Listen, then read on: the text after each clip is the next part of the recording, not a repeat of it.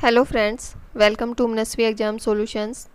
Friends, आज जो topic हम डिस्कस करने वाले हैं वो है सैम्पलिंग। इस वीडियो में हम डिस्कस करेंगे what is meaning of sampling and types of sampling. इससे पहले वीडियो में हमने डिस्कस किया था what is meaning of population and sample. यदि अभी तक आपने वो वीडियो नहीं देखी है तो आप देख सकते हैं। रिसर्चर के द्वारा पॉपुलेशन की स्टडी करना डिफ़िकल्ट होता है, इसलिए रिसर्चर पॉपुलेशन में से सैंपल को सिलेक्ट कर लेता है। अब सैंपल को सिलेक्ट करने की जो विधि है, जो मेथड है, उसी को सैम्पलिंग कहा जाता है। सैम्पलिंग को हिंदी में प्रतिदर्शन या प्रतिचयन कहा जाता है। पॉपुलेशन से सैंपल का चुनाव बहुत ही सावधानीपूर्वक किया जाता है। इसके लिए रिसर्चर को कुछ सैम्पलिंग मेथड्स की नॉलेज होना ज़रूरी है, तभी रिसर्चर वैध और विश्वसनीय सैंपल सेलेक्ट कर सकता है। जो सैंपल होता है वो ऐसा होना चाहिए जो कि पॉपुलेशन को रिप्रेजेंट करता हो, उसको प्रतिनिधित्व करता हो। फॉर एग्जांपल, जिस प्रकार एक पानी की बाल्टी से यदि एक गिलास पानी निकाल लिया जाए तो गिलास के पानी में भी वही विशेषताएं होंगी जो कि बाल्टी के पानी में हैं। तो जो गिलास का पानी है वो बाल्टी के पानी का पूर्ण रूप से प्रतिनिधित्व करता है। इसी प्रकार सैंपल को पॉपुलेशन का प्रतिनिधित्व करने वाला होना चाहिए। नेक्स्ट देखते हैं डेफिनेशन ऑफ सैम्पलिंग। बोगार्ट्स के अनुसार पूर्व निर्धारित योजना के अनुसार एक समूह में से निश्चित प्रतिशत इकाइयों का चुनाव ही प्रतिचयन कहलाता है। नेक्स्ट देखते हैं टाइप्स ऑफ सैम्पलिंग। जो सैम्पलिंग है ये 2 टाइप्स की होती है। इसमें से फर्स्ट है प्रोबेबिलिटी सैम्पलिंग, जिसको कि हिंदी में संभाव्य प्रतिदर्श कहा जाता है, और जो सेकंड है वो है नॉन प्रोबेबिलिटी सैम्पलिंग, जिसको कि असंभाव्य प्रतिदर्श कहा जाता है। प्रोबेबिलिटी सैम्पलिंग को रिप्रेजेंटेटिव सैम्पलिंग भी कहा जाता है और नॉन प्रोबेबिलिटी सैम्पलिंग को नॉन रिप्रेजेंटेटिव सैम्पलिंग भी कहा जाता है। सबसे पहले देखते हैं प्रोबेबिलिटी सैम्पलिंग किसे कहते हैं। जो प्रोबेबिलिटी सैम्पलिंग होती है इसमें जनसंख्या के प्रत्येक सदस्य का चयन किए जाने की संभावना होती है। पॉपुलेशन की प्रत्येक यूनिट के या एलिमेंट के सैंपल के लिए सेलेक्ट किए जाने के इक्वेशंस होते हैं, उसे प्रोबेबिलिटी सैम्पलिंग कहा जाता है। नेक्स्ट देखते हैं टाइप्स ऑफ प्रोबेबिलिटी सैम्पलिंग। इसमें फर्स्ट है सिंपल रैंडम सैम्पलिंग, सेकंड है सिस्टेमेटिक सैम्पलिंग, थर्ड है स्ट्रेटाफाइड सैम्पलिंग, फोर्थ है मल्टी स्टेज सैम्पलिंग, फिफ्थ है मल्टीपल सैम्पलिंग और सिक्स्थ है क्लस्टर सैम्पलिंग। आइए देखते हैं सिंपल रैंडम सैम्पलिंग या साधारण अनियत प्रतिदर्श किसे कहते हैं। इस सिंपल सैम्पलिंग मेथड में पॉपुलेशन की प्रत्येक यूनिट को सैंपल में शामिल होने के बराबर अवसर मिलते हैं। ये जो चयन किया जाता है वो कई विधि से किया जा सकता है, जैसे कि सिक्का उछालकर, लॉटरी विधि द्वारा, टिकट विधि द्वारा या फिर टिपिट तालिका द्वारा। नेक्स्ट है सिस्टेमेटिक सैम्पलिंग, क्रमिक प्रतिदर्शन। इस विधि में एक सिस्टेमेटिक वे में सैंपल का चुनाव किया जाता है।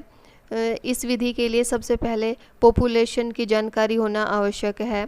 इसमें जो पॉपुलेशन की यूनिट्स होते हैं या सदस्य होते हैं, पहले उनकी लिस्ट तैयार की जाती है।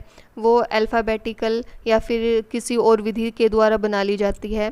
फिर उस लिस्ट में से एक क्रम से यूनिट का चयन किया जाता है, इकाई का चयन किया जाता है। जैसे कि जो लिस्ट है उसमें से हर 5वां व्यक्ति या हर 10वां व्यक्ति, मान लीजिए रिसर्चर के पास टोटल 100 स्टूडेंट्स की पॉपुलेशन है, वो इनमें से हर 10वें स्टूडेंट को सिलेक्ट करता है, तो उसके पास सैंपल हो जाएगा 10वां स्टूडेंट, उसके बाद 20वां, 30वां, 40वां, 50वां, और इस प्रकार उसके पास टोटल 10 स्टूडेंट्स है, वो सैंपल के रूप में सेलेक्ट हो जाएंगे। नेक्स्ट है स्ट्रेटाफाइड सैम्पलिंग, वर्गबद्ध प्रतिदर्शन। इस सैम्पलिंग मेथड में पहले जनसंख्या को वर्गीकृत किया जाता है। पॉपुलेशन के स्ट्रेटा या ग्रुप्स बना लिए जाते हैं और उसके बाद प्रत्येक ग्रुप से सैंपल का चुनाव किया जाता है। फॉर एग्जाम्पल, रिसर्चर योग्यता के आधार पर वर्ग बना लेता है कि एक वर्ग में उच्च योग्यता वाले व्यक्ति, दूसरे वर्ग में मध्यम योग्यता वाले व्यक्ति और तीसरे वर्ग में कम योग्यता वाले व्यक्ति। इसके बाद प्रत्येक वर्ग से इकाइयों का चयन किया जाता है। इस प्रकार जो सैंपल कलेक्ट होगा उसमें प्रत्येक योग्यता वाले व्यक्ति शामिल हो जाएंगे। नेक्स्ट है मल्टी स्टेज सैम्पलिंग, बहुस्तरीय प्रतिदर्शन। जो पॉपुलेशन होती है उसके कई स्तर होते हैं, स्टेजेज होती है, जैसे first stage, second stage, third stage आदि। इस सैम्पलिंग मेथड में पहले पॉपुलेशन को स्टेजेज में डिवाइड किया जाता है। इसके बाद प्रत्येक स्टेज से सैंपल का चुनाव किया जाता है। फॉर एग्जांपल, यदि रिसर्चर पोस्ट ग्रेजुएट स्टूडेंट्स पर रिसर्च करना चाहता है तो उसका चयन करने का जो फर्स्ट स्टेज है वो पोस्ट ग्रेजुएशन डिग्री है। इसके बाद पोस्ट ग्रेजुएशन में भी किसी ने एमए कर रखी होगी, किसी ने एमकॉम, किसी ने एमएससी। इन सब के आधार पर वो सेकंड स्टेज बना सकता है। अब जो एमए, एमकॉम और एमएससी है, इनमें से जो छात्र हैं इनमें से कुछ लड़के होंगे और कुछ लड़कियां होगी, और इसलिए लड़के और लड़कियों के आधार पर वो थर्ड स्टेज बना सकता है। इस प्रकार फर्स्ट, सेकंड और थर्ड स्टेज में से वो अपनी रिसर्च के लिए वो सैंपल को सिलेक्ट कर सकता है। नेक्स्ट है क्लस्टर सैम्पलिंग या समूह प्रतिदर्शन। जब पॉपुलेशन का आकार बहुत ज़्यादा बड़ा होता है और पॉपुलेशन दूर दूर तक फैली हुई होती है तो उसकी स्टडी करना बहुत कठिन होता है।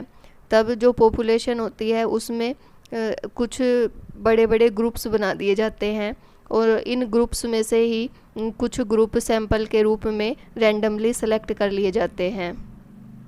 नेक्स्ट है नॉन प्रोबेबिलिटी सैम्पलिंग, असंभाव्य प्रतिदर्शन। जो नॉन प्रोबेबिलिटी सैम्पलिंग होती है इसमें पॉपुलेशन की यूनिट्स के सैंपल के रूप में चुने जाने के इक्वल चांस नहीं होते। नेक्स्ट देखते हैं types of non probability sampling. इसमें फर्स्ट है एक्सीडेंटल सैम्पलिंग। एक्सीडेंटल सैम्पलिंग वो होती है जिसमें कि पॉपुलेशन में से जो भी व्यक्ति आसानी से उपलब्ध हो जाता है उसी को रिसर्चर के द्वारा सैंपल के रूप में सेलेक्ट कर लिया जाता है। तो इस प्रकार की सैम्पलिंग को एक्सीडेंटल सैम्पलिंग कहा जाता है। नेक्स्ट है परपजीव सैम्पलिंग, उद्देश्य प्रतिदर्शन।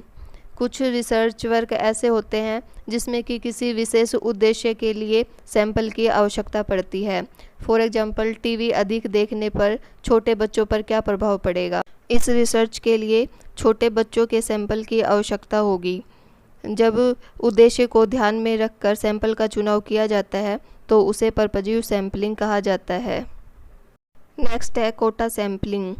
इसमें जैसे कि नाम से ही पता चल रहा है कि इसमें पहले कोटा निर्धारित कर दिया जाता है और उसके बाद जो पॉपुलेशन है उसको वर्गों में बांट दिया जाता है, ग्रुप्स में बांट दिया जाता है और उसके बाद प्रत्येक ग्रुप से सैंपल का चुनाव कर लिया जाता है। नेक्स्ट है जजमेंट सैम्पलिंग, निर्णित प्रतिदर्शन। इस प्रकार की सैम्पलिंग में रिसर्चर अपने किसी उद्देश्य की पूर्ति के लिए स्वयं निर्णय करता है कि उसको कौन सी यूनिट्स को सैंपल के लिए सेलेक्ट करना है। वो जो उसको सही लगता है उन यूनिट्स को सैंपल के रूप में सेलेक्ट कर लेता है। इस प्रकार की सैम्पलिंग को जजमेंट सैम्पलिंग कहा जाता है। इस वीडियो में हमने meaning and types of sampling को डिस्कस किया। ये एक मोस्ट इम्पोर्टेंट टॉपिक है जिसमें से नेट के एग्ज़ाम में मोस्टली क्वेश्चन पूछा जाता है। ये जो टॉपिक है ये जेबीटी, बीएड और एमएड के सिलेबस में भी है। नेट के एग्ज़ाम में ये पेपर फर्स्ट के सेकंड यूनिट का टॉपिक है। आई होप ये वीडियो आपके लिए हेल्पफुल होगी।